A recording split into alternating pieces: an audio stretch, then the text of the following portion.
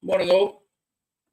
Very sunny from Evesham here. We've got a bit of a special today because we're going over to Scotland and we're also going over to Northern Ireland. We're going to be talking mainly about Locost, mainly about Vodou. We're going to be talking about if you're building a Locost, what bodywork do you go with? Do you go with a Westfield? Do you go with something like Equinox? We're talking mainly Mazda based as well. So welcome to Tom from Scotland. Hi, Tommy. Morning all. Thanks for having us on. Absolutely not a problem. And welcome to Johnny, who's in Northern Ireland. Thank you, John. Hello. Absolutely not a problem. Right. So, Vodou. Talk to us about Vodou, Tommy. Because I think looking at your car, yours is a mix, isn't it, of a Vodou chassis, come Haynes Locost. Yeah. So Ron Champion. So, why did you go that route, or was it just? There was a bit of television drama, if I'm being honest, John. So I had to kind of, I'd always envisaged building this for you, well, not for YouTube, it was obviously for me, but there had to be an angle, there had to be a slant. So everybody of my generation and some before and after will know about the Ron Champion book for how to build that sports car for £250, which I don't think anyone's ever achieved. But let's not go there. I've actually met Ron. I've actually met Ron Champion and did an interview with him at Malvern. Right? Did they ever own up to whether or not that was really 200? He was holding his book, How to Build a Car 250, and I think he did do it, but that was going back a bit. And he told some great stories. Great stories, yeah. Well, my idea with this was let's adjust it for inflation. So the idea would be for £1,000, but it gave the context. But looking back as well on the age of the book, it was again from another era. So the chances of finding Escort running gear were nil. So we amalgamated that a wee bit into the race car one because that had Sierra independent rear suspension, and I knew that using the MX5 there would be hints of that. But very quickly, I think by episode 2, we were like, look, there's just not enough in this book for measurements that's going to make it real world applicable without me just doing it all in my head and not being able to present it. So the other option was the Vodou plans, which I think most folk are fairly aware are quite commonly available online. You don't have to look too hard to find them. So we took a lot of reference from Ron's book, which is a great resource. If anyone watching this hasn't actually read it, it's a fantastic book if you can get a hold of it, because it does go into a lot of the techniques. So for background, if anyone doesn't know the Vodou, it's literally a book of measurements. It's nothing more than that. It doesn't tell you how to weld them, doesn't tell you how to do anything else. You can forget it with bodywork. It is just a chassis plan. So but the Vodou was based specifically for an MX5, though, I believe, as well. That was the other benefit of it, yeah. So being of a more modern plan, and given the fact that MX5 seem to be the prolific donors right now, that was the deciding factor to really bring the Vodou measurements into it more than anything else. So yeah, we focus quite hard on that.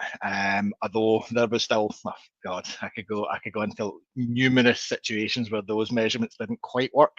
I think we've actually caught a few of them on camera as well. But predominantly the sizing on it is a Vodou car, yeah.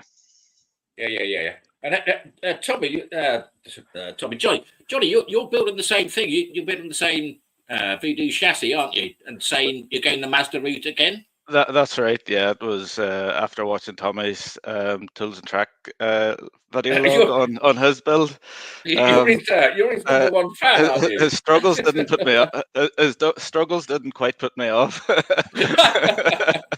And I thought it would be a good resource to help assist, I suppose. And when I found the plans online, there's a few measurements, just not 100%. Fortunately, I got in touch with a few guys online as well, and I had a comprehensive list of errors within the plans, which weren't actually that many. And I was able to see the faults in front of me, and track them as they went. Once you've got it laid out on your build table, you think that's not going to work. So yeah. Absolutely, And you both built your own chassis. You both welded your own chassis together, yeah. Yep. That's right. Yeah. So Johnny, what stage are you at with your chassis? Just I've not actually. I'm really bad actually. I've no idea if you've got an Instagram or anything on the go, so I've no idea where you're at.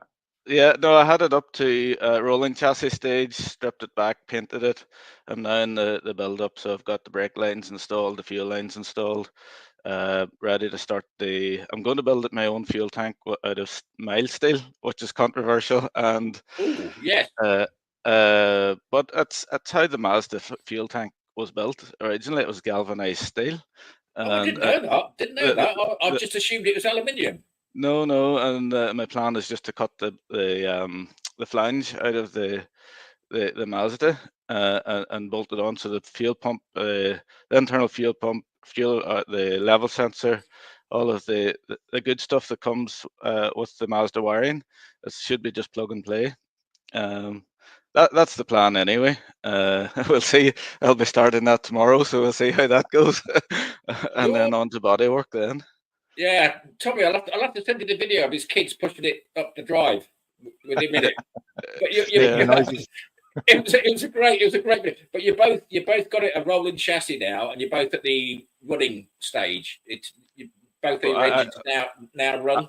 I would say I'm 6 months away, maybe more. I have to refurbish the engine and different things, so probably 9 months away from not having to fake the vroom vroom noises. You can all just sit there and go brum brum brum. Yeah. It's a weekly basis thing for me, just to be motivator when you climb in. I'm a bit further on. I've got today is the drive out. So yesterday we were just doing a few test tweaks and making sure I have things that will catch me out if I'm actually in motion. So we're going to go a wee test around the block today, this afternoon, and see if the brakes and everything feel right. So yeah, but still a long way to go before it's IVA time for me, unfortunately. And you're both looking to put them through IVA, presumably. Well, yeah. So my plan's a bit back to front. So I've always been building this with a view to doing actual race stuff with it, and I've actually started doing the race stuff in advance with an actual MX5 because I had itchy feet and I had to go and do something. So the car's going to be predominantly based for that. So the problem being in Scotland, and I'm pretty sure Johnny you'll have the same situation in Ireland, is we don't have prolific ex-World War II airfields in our back gardens like the boys down south. So it's a trek anywhere. So I'm either going to have to do trailer stuff forever, or ultimately the car would have to go. So Knockhill's my nearest track, and it's a good 50 miles away. But I also do sort of auto test and hill climbs and sprints. Nothing still on my doorstep though. Yeah, you mentioned auto testing. You're quite into that as well, are you? Yeah, so part of it, so the channel being called Tools and Track has been 6 or 7 years of tools and pretty much zero track. So we started a sort of, right, how do you do grassroots? Like if you were just like myself, have no actual race experience, what's the first thing you can do for as little expenditure as possible? And honestly, auto test or auto solo, depending on what your area and your local car club run, is the most grassroots thing. So you're about £30 a day, and it's a full day's worth of track time. You just need an RS clubbing license. It's cheap, fantastically cheap. Your RS clubbing license is free. You just reapply every year, and then you've got your club membership, which is about 30 quid as well. And I mean, you compare that to that is in a competitive day's worth of racing, and you'll be in a championship. And if you compare that to the likes of doing even just an open pit session track day at a local track, which is £150 plus sometimes, that's a year's worth of racing in a day. So it's just a no-brainer. If you have to go on a budget, I'd thoroughly recommend doing an auto solo. And it's really challenging as well. Yeah, plus if you trailer your car, if you break something, it doesn't matter because you always trailer it back and then fix it. I know a lot of people go to track days in there, they drive it there, but if something goes badly wrong or somebody hits you or whatever, you're pretty much knackered. So, I'd love to know the AA's figures for how many people have random unplanned breakdowns within a mile from a racetrack. or indeed on the way to the IBA station. Yeah, probably another one. Yeah. Absolutely. But yeah, so with that in mind, that's why I was like, right, let's get a loan of a trailer and shake down the car on a few auto tests. So I'm going to go back to front. So I will try getting it on track without the IVA, which is another good point of doing also an auto test, because it's not to the full sort of Motorsport UK regulations. It's beginner level. There are some liberties you can take with not having an MOT in the car. It's a different class, granted, but you're allowed to if it still passes scrutineering. And it means that if you can get somewhere local without an IVA, just the back of a trailer, you can literally run whatever you've built. So I'll do it back front, but the plan will be ultimately within the next year to get that on the road as well. Yeah, I must admit, with our car, it was a couple of years back now, but we ran Santa Pod, the quarter mile at Kitfest, and you don't need an MOT for that. That they will just have a quick look over your car. It's not like a scrutineering test or anything like that. You don't have to have insurance, although you can get it. You can get insurance for Santa Pod through the right companies, but yeah, you don't need an MOT. You don't need anything special. You do need a helmet, and you do need like wrist restraints as well, which probably the same in what you're doing with your auto testing. You need wrist restraints as well, which just clip onto your harness. Interestingly, no, there's actually really. Just to give a quick overview. So your auto testing, you don't need a helmet because it's low side. You're on a wide course as well. You do not. You basically have to have a bolted down seat, safe, bolted down battery, safe, and it's got to pass a visual scrutineering if the car has an MOT. A few more checks, obviously, if it doesn't, things that you'd assume would be tested as part of an MOT, the scrutineers will have a look at, but it's very, very light. So safety gear wise, you can pretty much, as long as you're dressed, as long as you have clothes on, is pretty much the height of it. The next sort of course up, that's something that I'm starting to dabble in now, and I'm very much building the Locost for, will be the hill climbing sprint. That's a bit heavier, so that gets into the realms of you really need an FIA approved helmet. If you're on an Opel top, you will need the wrist restraints. You'll need the fireproof suits. So it does start accumulating expenses once you start moving up the leagues, but it's also a lot more involved. So you start thinking the investment is quite worth it, because the competitive stakes start climbing higher and higher. And it's good, but big boy league stuff for the moment. But as you say, the auto tested part, that's the entry level, and that 30 quid a day, and a full day, and it's entry level. I'm going to ask you both now about bodywork, because you're both, Johnny, yours is an actual Vodou chassis to book. Tommy, yours is a Vodou chassis, but Haynes come low cost, some whatever. So what have you done about bodywork? I've got some slides I can bring up as well. Sure. Okay, I'll run first if you've got my slides up. So I'll stipulate this. My external measurements are all Vodou. So I'm a 1,118 wide, and I can't remember the length, but that's the sort of region. So I thought, okay, that's great. We've got a low cost. We need to start moving into this, and keeping in mind that we're trying to do it to $1,000, which is never. I think we'd blown past that budget by that point completely. So still try to control costs, browsing through the usual online auction houses and such, and I found somebody selling a Westfield kit, and they'd obviously went racing, and they'd changed all of the bodywork in their Westfield, and I thought, oh, perfect, there we go. Low cost A7 sort of nose cone. I think we had the nose cone, the side skirts, which were integrated into the rear clamshell, and that scuttle panel we had there in the bonnet. And it was very favourable. So I had a van, went down, picked it up, got it home, and none of it fits at all. So I can't remember how many episodes I've filmed on chopping, fiberglass, modifying, butchering, frankly. But that scuttle there has had 4 inches at the left and 4 inches of the right fibered in. Just to get it to fit, yeah, yeah. Just to get the width right. So where it's sitting there is just a wee bit forward of where it actually sits. So I mean, the actual dimensions and the angles and stuff match, but the car is physically narrower when it's a Westfield. Now you'll see there in the clamshell how it goes forward to a point. That's to mask really the fact that I've had to slice off and butcher the side panels, which are an integral part and should run all the way down more or less to the front wheel. So my body works okay. Yeah, I see what you've done there. Yeah. Otherwise, annoyingly, a Westfield has a slightly bowed out body. So when I cut the clamshell, I had a massive sort of gap where there should have been a side panel. So I've blended that gap into a point just to make it sort of set a flat panel side 7. So that was my solution to that. Not the neatest. We'll probably revisit it, but crucially, you can see actually in that picture just behind the driver's seat headrest, there's just a lighter bit. That's the foot's worth of extra glass fibre we've had to go into the back just to stretch out. I've not seen this episode yet on Tools and Track. I'm going to have to catch up on that. Is it live yet? I just missed it. No, so we're on episode 82 at the moment. Oh, okay. So I'll warn you. Wow. 82.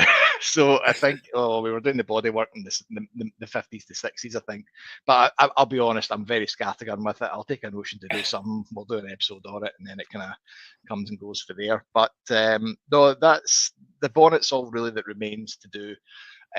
Surprisingly, the nose cone went straight on. I don't know how I angled that, but yeah, wow. The bonnet's the last thing on the list.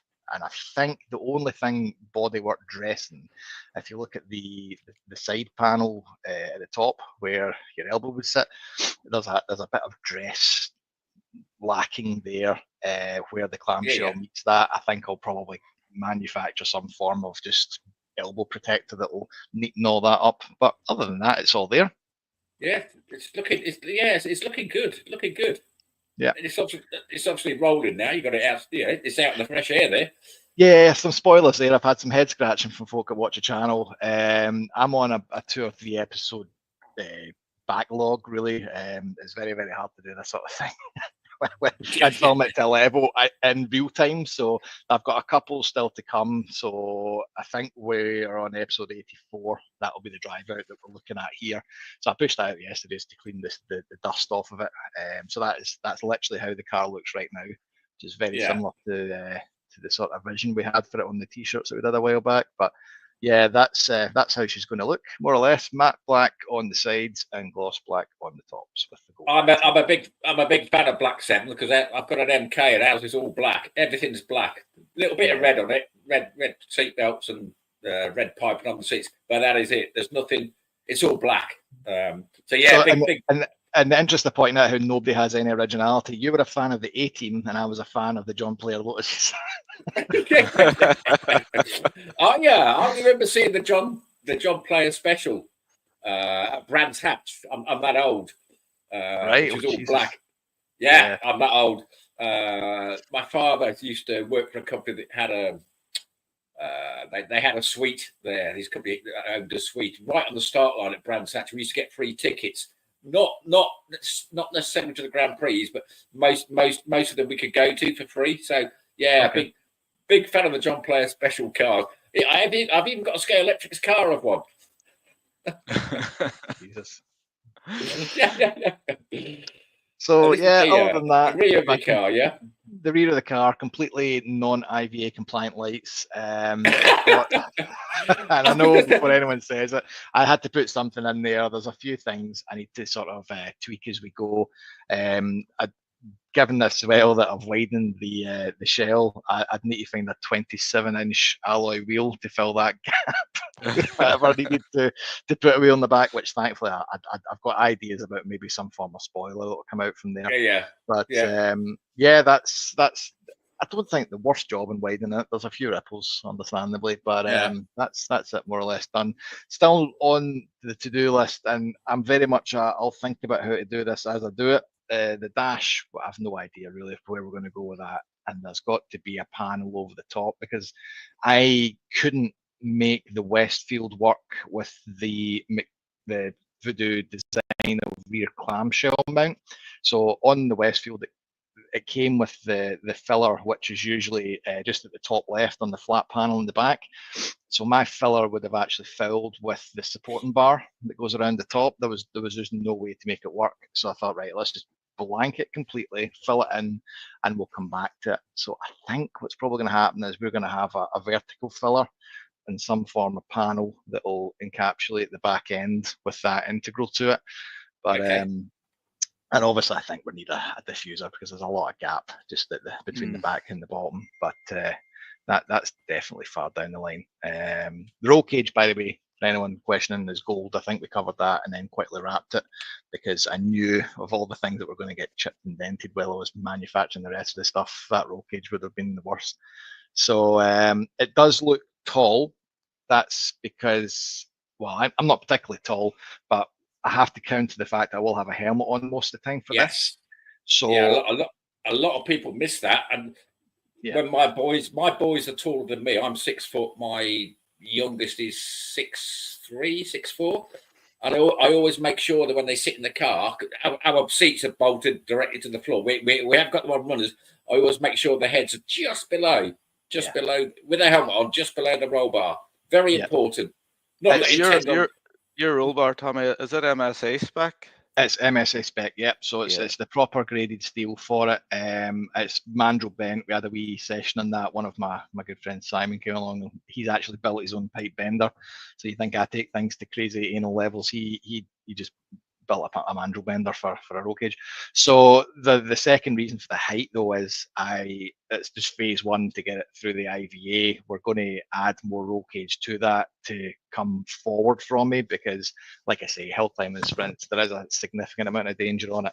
So we've got the roll cage mount points already prefabricated into the chassis at the front. So we'll just circle back to that once. I don't feel like getting an entire 8-point, 12-point roll cage through an IVA. So we've got the minimum, and then we'll subtly get through that at a later stage once it's given the green tick. A lot of people say that when they fitted a full, I mean, I'm not a racer, I've never been on a track day or whatever. A lot of people say that when they fit a full roll cage, it really stiffens up the chassis because the weakest point of a 7 is obviously the middle section where you're sat. It's a bit like like the old shoebox analogy where you take the lid off and it gets a bit floppy. But a lot of people say that as soon as they bolt that on, it really stiffens up the chassis. I wouldn't notice the difference. I don't know. It's one that I'm actually happy to see and feel the difference. So to do it first and then see the benefit rather than just have the cage and never know that it's making that difference is something I think I'd probably appreciate more. I'm very old school. If I don't know it's making a difference, I don't often believe it. So. It's quite a lot of extra weight as well when you're trying to be competitive. Yeah, we've got angry snails that we might integrate once the IVA is done that will help with that as well. But, yeah. And both of you talk us about your wiring. Are you going to go with the MX5 clocks and you're using the MX5 wiring loom? I'm using the MX5 wiring loom, but I'm not using the MX5 ECU. I'm going to make a DIY Speedway ECU.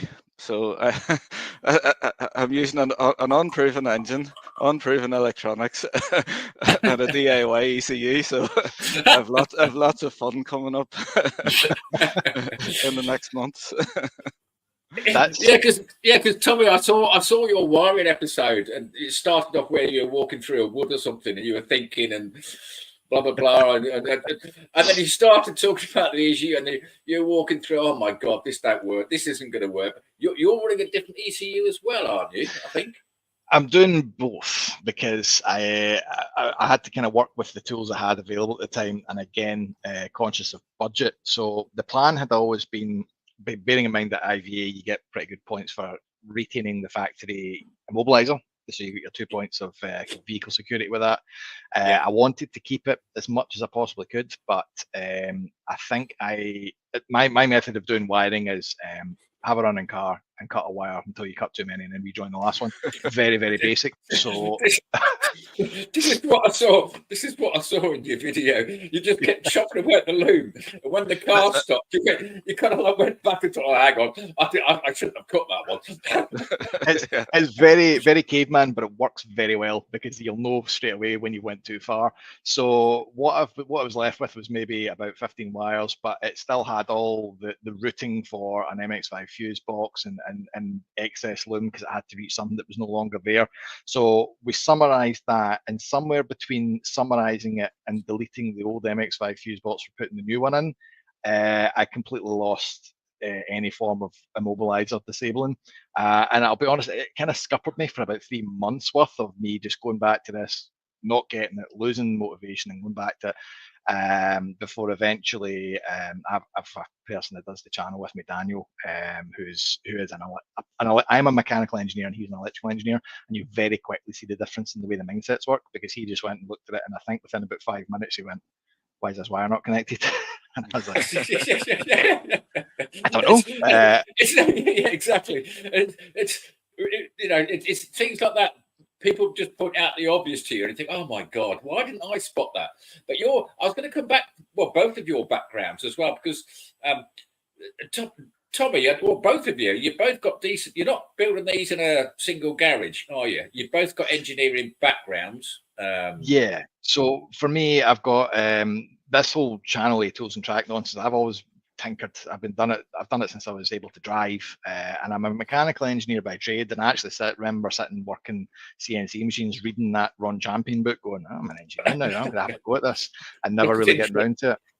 But during lockdown, I had a TVR at the time, and I had a small unit about 30 miles away from where I lived, and I think they put me in furlough at the time the role I was doing, and I think I managed a week before I went, right, I don't see how I'm not being socially distant by getting into my own car, driving myself the 30 miles to my unit where there's nobody else, and working in my car. I did kind of go, right, we'll do it every other day, so I'm not just being a person on the road every day. But we did the body off restoration in a TVR, and I don't know if you don't know TVRs, it's a very involved process. You basically split the car in half. I've seen it. I've seen it. Yeah, quite. But it got me through furlough, and then once that all kind of died down, I basically got the bug again for really big projects, and I was like, right, let's finally get into this and do the thing. So it just started snowballing. I think that was kind of the thing that was missing from my channel as well, because we were just doing daft videos here and there. But once big project stuff happened, I was like, that's what people want to watch. So let's get a proper place, proper unit with a proper, bits and bobs, and then it sort of went from there. But my worry is, I'm about to drive this car, and I would reckon by next year that project will be finished. And I'm like, what do I do now? I've opened Pandora's box. What's next? And I'm still kind of struggling with that. I'm not sure what it'll be next, but I think it will be something. I just don't know where to go. And what about you, Johnny? Because you've got a decent shop as well, haven't you? Well, I call it my garage, yeah. But it's a good place to work in. It's a bit larger than a double garage, quite a bit larger, and it's storage for the house, but it's also my work area to tinker in. But very, very much a place to get away from things and clear your head. Exactly. I'm just looking down my list. I think I've covered up most things. I've got a really bizarre question now. I'm going to change the subject completely, but I'm coming back to wiring, because wiring is not my skill one little bit. But Tommy, you were talking about your battery isolator switch. It was in one of your series on Tommy's Tools and Track. And it suddenly dawned on me, because if you just put a battery isolator switch, which is what you were looking at and tried and explaining, if you just put it across the positive and negative, the engine will still run, even when you turned it off. Yeah, it's quite important. This is quite important to me. It suddenly dawned on me. Mine's the same. So it depends on the engine. I did caveat that, but I'm always wary of spending 40 minutes in front of a whiteboard and no time actually building a car and my stuff.